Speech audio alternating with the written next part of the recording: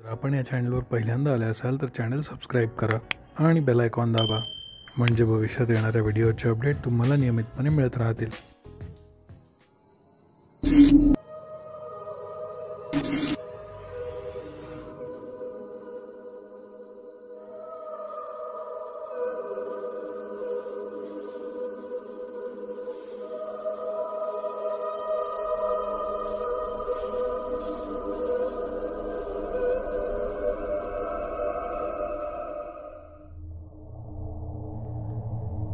नमस्कार मित्रांनो, शोध रहस्याचा या चॅनलवर आपल्या सर्वांचं पुन्हा एकदा स्वागत आहे.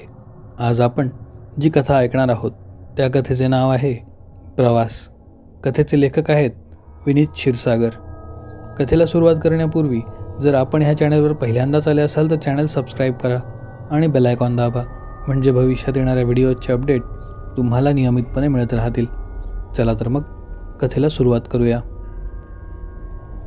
तारीख 18 ऑगस्ट 2022. सकाळी 9 वाजता कोबीनगरवरनं मंगलगावला जायला मी आपली लालपरी म्हणजेच ST पकडली. गाडीमध्ये आम्ही 4 जण होतो. मी, कंडक्टर, ड्रायव्हर आणि अजून एक प्रवासी. बस वाटेने निघाली असता वाटेत आम्ही अजून 5 प्रवासी बसमध्ये घेतले. आम्ही हायवेला जवळपास 10:30 वाजता पोहोचलो.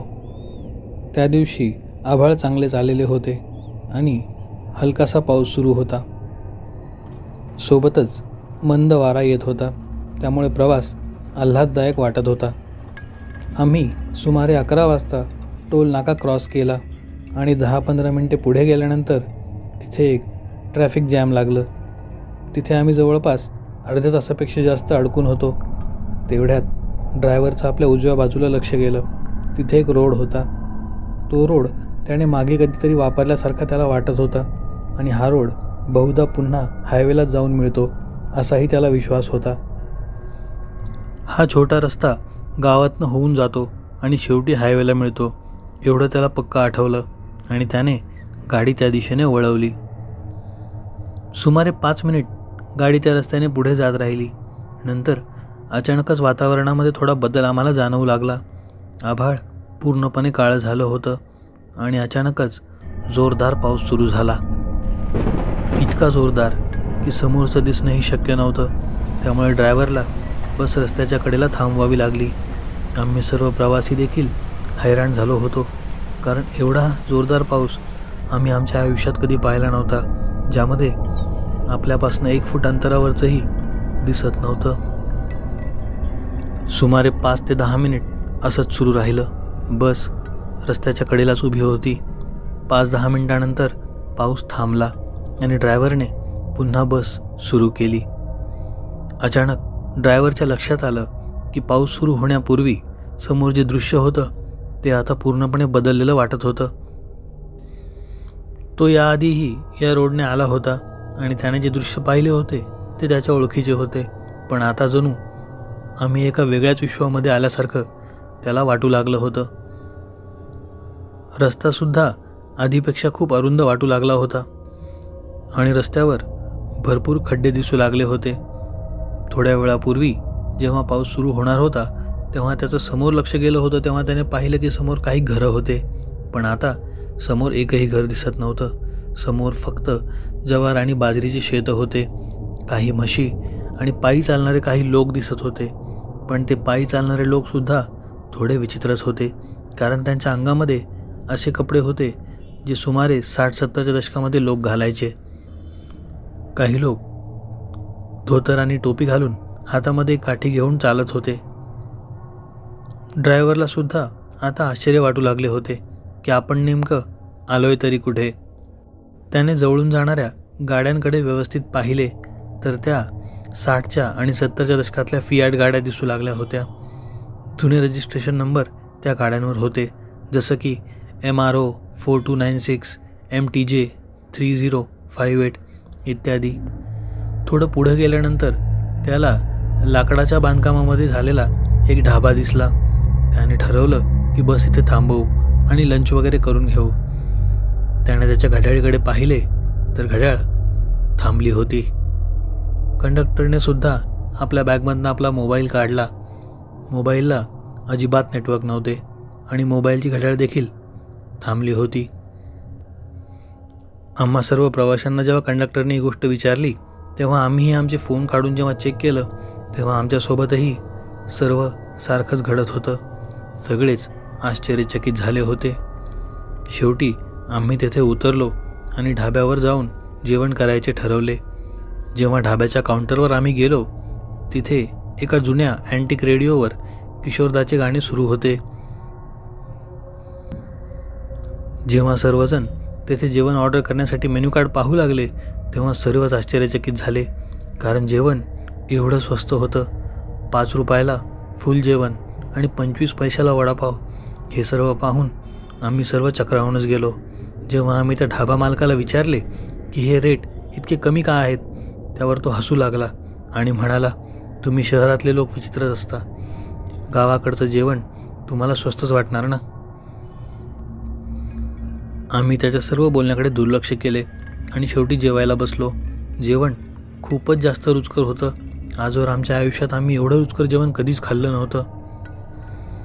जेवण झाल्यानंतर ड्रायव्हर त्या ढाबा मालकाकडे गेला आणि त्याने त्याला गावाचं नाव विचारलं. जेव्हा त्याने गावाचं नाव ड्रायव्हरला सांगितलं, ड्रायव्हरला समजलंच नाही की नेमकं हे गाव आलं तरी कुठे. त्याने गावाचं नाव सांगितलं, भासगाव. ड्रायव्हरने याबद्दल कधीच ऐकलं नव्हतं. कंडक्टर जो ड्रायव्हरच्या बाजूलाच उभा होता त्याने अचानक कॅलेंडरच्या दिशेने पाहिलं आणि तो उडालाच. कॅलेंडरवर तारीख होती जून 1973. कंडक्टरने ढाबा मालकाला विचारले, इतके वर्ष झाली तुम्ही अजून एक कॅलेंडर का बदललेलं नाही आहे. ढाबा मालक कंडक्टरकडे पाहून हसू लागला आणि म्हणाला, तुम्हाला वाचता येत नाही का, कॅलेंडर याच वर्षीचं आहे. आता सर्व एकदम शांत झाले. सर्वांना वाटलं की काहीतरी चुकीचं घडत आहे. नेमकं आपण आलोय तरी कुठे. हवा नेहमीपेक्षा खूप जास्त आल्हाददायक वाटू लागली होती आणि जेवण एवढं रुचकर होतं जसं आत्ताच शेतातनं आणलं आहे. आणि जवळच एक HD मोटरसायकल उभी होती जी एका खूप जुन्या रजिस्ट्रेशन नंबरची होती. आम्ही सर्वांनी आपापल्या जेवणाचं बिल दिलं आणि बसमध्ये येऊन परत बसलो. आता बसमध्ये सर्वजण गोळा झाले आणि बोलू लागले की नेमकं हे काय सुरू आहे. सगळे खूप जास्त घाबरले होते. एक म्हातारा माणूस बसमध्ये बसला होता. तो म्हणाला, मला माहीत आहे की हे सर्व काय सुरू आहे, पण मी 100% खात्रीने नाही सांगू शकत की असंच आहे. सर्व त्याला विचारू लागले, नेमकं हे आहे तरी काय, सांगा आम्हाला. त्यावर तो म्हणाला, आपण समयचक्रामध्ये अडकलो आहोत. आठवतंय का, आपण जेव्हा काही वेळापूर्वी एके ठिकाणी पावसामुळे गाडी थांबवली होती तेव्हा एवढा जोराचा पाऊस झाला की आपल्याला समोरचं काही दिसत नव्हतं आणि जेव्हा आपण पावसातनं बाहेर आलो तेव्हा समोरचं चित्र पूर्णपणे बदललेलं होतं. म्हणजे बहुधा आपण भूतकाळात आलोय. त्याचे हे बोलणे ऐकून सर्वांच्या अंगावर काटा उभा राहिला. पण ड्रायव्हरला त्यांच्या बोलण्याचा विश्वास बसतच नव्हता. ड्रायव्हर म्हणाला, असं काहीच नाही आहे, चला पुढे. त्याने गाडी पुढे दौडवली. जेव्हा आम्ही पुढे जात होतो तेव्हा पाहिलं की समोर एक व्यक्ती हातामध्ये न्यूजपेपर घेऊन निघाला होता. ड्रायव्हरने त्याच्या बाजूला गाडी थांबवली आणि विचारलं, आज तारीख काय आहे. त्यावर तो म्हणला 15. कंडक्टरने त्याच्या हातामधला पेपर व्यवस्थित पाहिला आणि त्यावर तारीख होती 15 जून 1973. कंडक्टर त्याला म्हणाला, 1 मिनिट तो हातातला पेपर दाखवता का. त्याने तो पेपर कंडक्टरकडे सरकवला. कंडक्टरने पेपर व्यवस्थित तपासून पाहिला. पेपर अगदी नावाकोरा होता आणि पेपरवर तीच तारीख होती. कंडक्टरने तो पेपर त्या व्यक्तीला परत दिला आणि धन्यवाद केले. आता बसमधला प्रत्येकजण घाबरला होता आणि त्यांना समजत नव्हतं की आता काय करावं. बसमधल्या काही महिला तर रडायला लागल्या होत्या. त्यांना असं वाटलं की आता आपण आपल्या वेळामध्ये पुन्हा कधीच जाऊ शकणार नाही, आपण इथेच अडकून राहणार. त्यावर ड्रायव्हर आणि कंडक्टरचं संभाषण झाले. ते म्हणाले, आपण इथून U-टर्न घेऊ आणि तिथेच जाऊन थांबू जिथे आपण त्या समयचक्रामध्ये अडकलो होतो. ड्रायव्हरने गाडी पुन्हा त्या दिशेने वळवली आणि ते हळूहळू त्या दिशेने जाऊ लागले. त्यांना रस्त्याने काही बैलगाड्या, काही राजदूत मोटरसायकल आणि व्होक्सवॅगन मॅटाडॉर गाड्या दिसल्या. काही वेळ पुढे गेल्यानंतर वातावरण पुन्हा बदलू लागले. अंधार पुन्हा पडला आणि पाऊस जोरदार सुरू झाला. तरीही तो रस्ता अनोळखीच होता. शेवटी रात्र झाली. ड्रायव्हर म्हणाला, गाडीमध्ये डिझेल जास्त शिल्लक नाही आहे आणि ते जवळपास कुठे पेट्रोल पंप असेल असं मला तरी वाटत नाही. तिथे बसलेला तो वृद्ध व्यक्ती म्हणाला, असं करा, रात्र बसमध्येच घालवा आणि सकाळी बस पुन्हा त्याच ठिकाणी घेऊन जाऊ जिथे काल आपण टाईम रॅपमध्ये अडकलो होतो, पण आपल्याला बरोबर त्याच वेळेला तिथे जावं लागेल. सर्वांनी आपल्या जवळजवळ असलेले सर्व खाद्यपदार्थ एकमेकांमध्ये वाटले आणि सर्वजण बसमध्ये झोपी गेले. काहीजण टेन्शनमध्ये तसेच बसून राहिले आणि ती काळ रात्र कशी तरी सर्वांनी काढली. सकाळी सर्वजण बसमधनं खाली उतरले आणि सर्वांनी त्या मोकळ्या जागेमध्येच आपापले सकाळचे सर्व नित्यक्रम उरकले. सगळ्या जणांना खूप भूक लागली होती. सगळ्या पाण्याच्या बाटल्या देखील रिकाम्या झाल्या होत्या. त्यांना जवळच एक झोपडी दिसली. त्यांनी ठरवलं की त्या झोपडीमध्ये जाऊन विचारपूस करूया. तिथे एक जोडपे राहत होते. त्या सर्वांनी त्यांना सांगितले की आम्ही रस्ता चुकलो आहोत आणि आम्हाला थोडं पाणी हवं आहे. त्या झोपडीमध्ये राहणाऱ्या बाईने सर्वांना सांगितले की घराच्या मागच्या बाजूला विहीर आहे, तुम्ही तेथून पाणी घेऊ शकता. सर्वजण मागे गेले. तेथून आपापल्या पाण्याच्या बाटल्या भरून घेतल्या. पाण्याची चव देखील अतिशय उत्कृष्ट होती, जी यांच्यापैकी कोणी कधीच टेस्ट केली नव्हती. सर्वांनी सुमारे 12 वाजेपर्यंत वाट पाहिली. नंतर ड्रायव्हरने पुन्हा बस सुरू केली आणि तो त्या जागेला शोधू लागला जिथे काल ते समयचक्रात अडकले होते. सर्वजण भुकेने व्याकुळ झाले होते आणि टेन्शनमध्येही. ड्रायव्हरला 100% आठवत नव्हतं की नेमकी ती जागा कोणती होती जिथे पाऊस सुरू झाला होता. त्याने बस एके ठिकाणी थांबवली. त्याला असे वाटले की बहुधा ती हीच जागा होती जिथे काल आपण अडकलो होतो. शेवटी सर्वजण आपापल्या देवाचा धावा करू लागले की आता तरी सर्व ठीक व्हायला पाहिजे. काही वेळातच वातावरण बदलू लागले. आभाळ पूर्णपणे काळे झाले आणि पाऊस जोरदार सुरू झाला. पाऊस त्याच प्रकारे पडत होता जसा काल पडला होता. ड्रायव्हरने बस सुरू केली आणि त्या धोधो पडणाऱ्या पावसात तो गाडी चालवू लागला. समोरचं काहीही दिसत नसताना तो गाडी चालवतच होता. शेवटी 5-10 मिनिटे गाडी चालवल्यानंतर बस अचानक थांबू लागली. बहुधा बसचं डिझेल संपलं होतं. कंडक्टर ओरडला, डिझेल संपलंय, फ्युएल टँक एम्प्टी झालाय. सगळे पॅसेंजर्स घाबरले होते. सगळ्यांनी बाहेर पाहिलं तर पाऊस थांबला होता. आता आजूबाजूला ट्रॅफिकचा आवाज येऊ लागला होता. ड्रायव्हरला सर्व दृश्य ओळखीचे वाटू लागले होते.